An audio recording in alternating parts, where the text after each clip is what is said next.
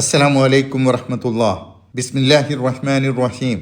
സത്യനിഷേധികൾ നബി സല്ലല്ലാഹു അലൈഹി വസല്ലമയെ പ്രവാചകനായി അംഗീകരിക്കാൻ തയ്യാറാവാത്ത സാഹചര്യത്തിൽ അവരോട് പറയാൻ വേണ്ടി അള്ളാഹു നബി സല്ലല്ലാഹു അലൈഹി വസല്ലമയോട് പറയുന്നത് ഇതാണ്: നിങ്ങൾ എന്നെ പ്രവാചകനായി അംഗീകരിക്കുകയും വിശ്വസിക്കുകയും ചെയ്തിട്ടില്ലെങ്കിൽ എനിക്കൊരു നഷ്ടവുമില്ല. ഞാൻ പ്രവാചകനാണെന്നതിന് എനിക്ക് അള്ളാഹു മതി, നമുക്കിടയിൽ സാക്ഷിയായിക്കൊണ്ട്.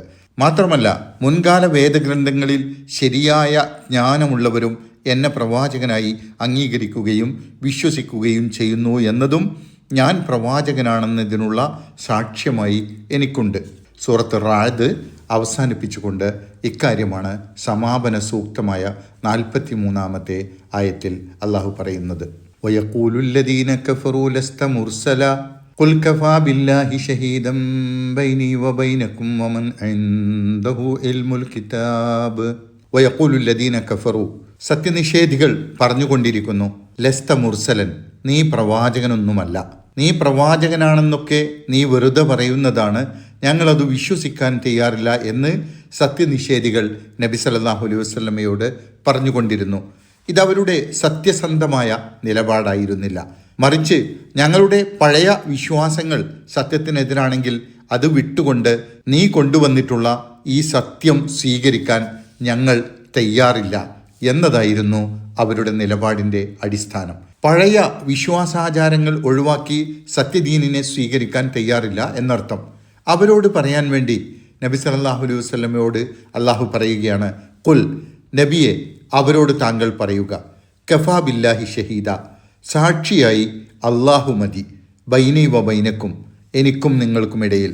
ഞാൻ പ്രവാചകനാണെന്നതിന് എനിക്കും നിങ്ങൾക്കുമിടയിൽ സാക്ഷിയായിക്കൊണ്ട് എനിക്ക് അള്ളാഹു മതി.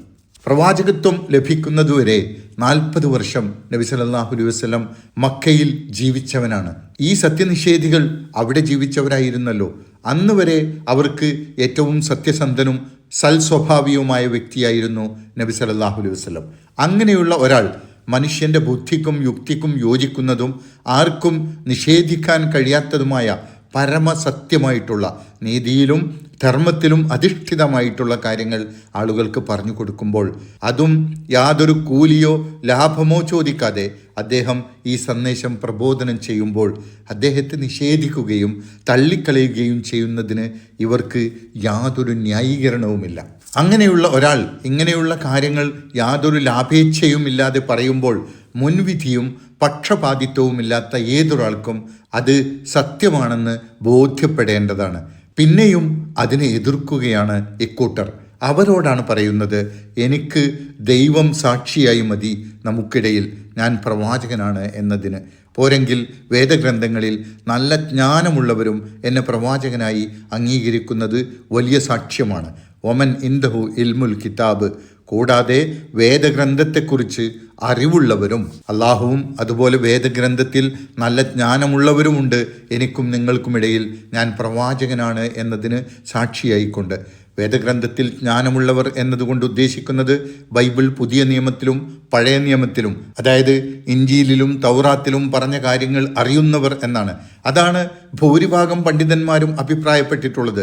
തൗറാത്തിലും ഇഞ്ചീലിലും നബി സല്ലല്ലാഹു അലൈഹി വസല്ലമയെക്കുറിച്ച് നബി സല്ലല്ലാഹു അലൈഹി വസല്ലം പ്രവാചകനായി വരുമെന്നതിനെക്കുറിച്ച് കൃത്യമായി പറഞ്ഞിട്ടുണ്ട്.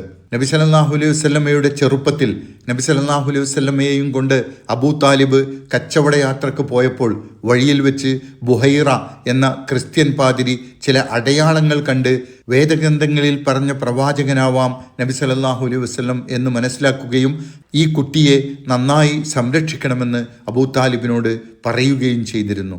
അതുപോലെ നബി സല്ലല്ലാഹു അലൈഹി വസല്ലമക്ക് ആദ്യമായി ഹിറാ ഗുഹയിൽ വെച്ച് ജിബ്രീൽ അലൈഹിസ്സലാമയിലൂടെ വഹി ലഭിച്ചപ്പോൾ ഇതെന്താണ് സംഭവമെന്ന് കൃത്യമായി മനസ്സിലാക്കാത്ത സന്ദർഭത്തിൽ അതിനെക്കുറിച്ച് വിശദമായി മനസ്സിലാക്കാൻ ഖദീജ റളിയല്ലാഹു അൻഹ തൻ്റെ ബന്ധുവും വേദഗ്രന്ഥത്തിൽ പരിജ്ഞാനമുള്ള പണ്ഡിതനുമായിരുന്ന വറഖത്ത് ഇബ്നു നൗഫലിനോട് കാര്യങ്ങൾ അന്വേഷിച്ചു.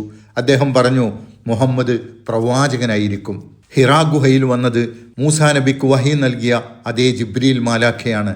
ഇങ്ങനെ വേദഗ്രന്ഥത്തിൽ പരിജ്ഞാനമുള്ളവർ നബി സല്ലല്ലാഹു അലൈഹി വസല്ലമയുടെ പ്രവാചകത്വം മനസ്സിലാക്കുകയും വിശ്വസിക്കുകയും ചെയ്തതിന് നബി സല്ലല്ലാഹു അലൈഹി വസല്ലം മദീനയിലെത്തിയ ശേഷം നബി സല്ലല്ലാഹു അലൈഹി വസല്ലമയിൽ വിശ്വസിച്ച നല്ലവരായ വേദപണ്ഡിതന്മാരുണ്ടായിരുന്നു എന്നത് തന്നെ തെളിവാണ്. അതിൽ എടുത്തു പറയേണ്ട പേരാണ് ജൂത പണ്ഡിതനായിരുന്ന പ്രമുഖനായ സഹാബി അബ്ദുല്ലാഹിബ്നു സലാം റളിയല്ലാഹു അൻഹു. അള്ളാഹുവും ഈ പണ്ഡിതന്മാരുമൊക്കെ എൻ്റെ പ്രവാചകത്വത്തിന് സാക്ഷികളാണെങ്കിൽ പിന്നെ നിങ്ങളുടെ സാക്ഷ്യമൊന്നും എനിക്ക് വേണ്ടതില്ല. നിങ്ങൾ സാക്ഷ്യം വഹിച്ചിട്ടില്ലെങ്കിൽ അതുകൊണ്ട് നിങ്ങൾക്ക് മാത്രമാണ് നഷ്ടം എന്നുകൂടി ഇതിലൂടെ സൂചിപ്പിക്കുകയാണ്. പ്രിയപ്പെട്ടവരെ, ഇതോടുകൂടി സൂറത്തുർ റഅദിൻ്റെ പഠനം നാം പൂർത്തിയാക്കിയിരിക്കുന്നു. അൽഹംദുലില്ലാഹി റബ്ബിൽ ആലമീൻ. പഠിച്ചതൊക്കെ ഓർക്കുകയും വീണ്ടും വീണ്ടും ആവർത്തിച്ച് പഠിച്ച് മനസ്സിലാക്കുകയും അതിനനുസരിച്ച് ജീവിതം ക്രമീകരിക്കുകയും അള്ളാഹുവിൻ്റെ ദീനിനെ അറിയാത്തവർക്ക് അത് പഠിപ്പിച്ചു കൊടുക്കുകയും ചെയ്യണമെന്ന് ഈ സന്ദർഭത്തിൽ ഓർമ്മിപ്പിക്കുകയാണ്. അള്ളാഹു നമ്മുടെ ഈ പഠനം വലിയൊരു സൽക്കർമ്മമായി സ്വീകരിക്കട്ടെ. ഇതിൻ്റെ ഫലങ്ങൾ ഇഹത്തിലും പരത്തിലും നമുക്കെല്ലാവർക്കും അള്ളാഹു നൽകുമാറാകട്ടെ. എന്നെയും ഈ ക്ലാസിൻ്റെ സംഘാടകരെയും പരിശുദ്ധ റമളാനിലെ നിങ്ങളുടെ പ്രാർത്ഥനകളിൽ ഓർക്കണമെന്ന് പ്രത്യേകം അഭ്യർത്ഥിക്കുകയാണ്.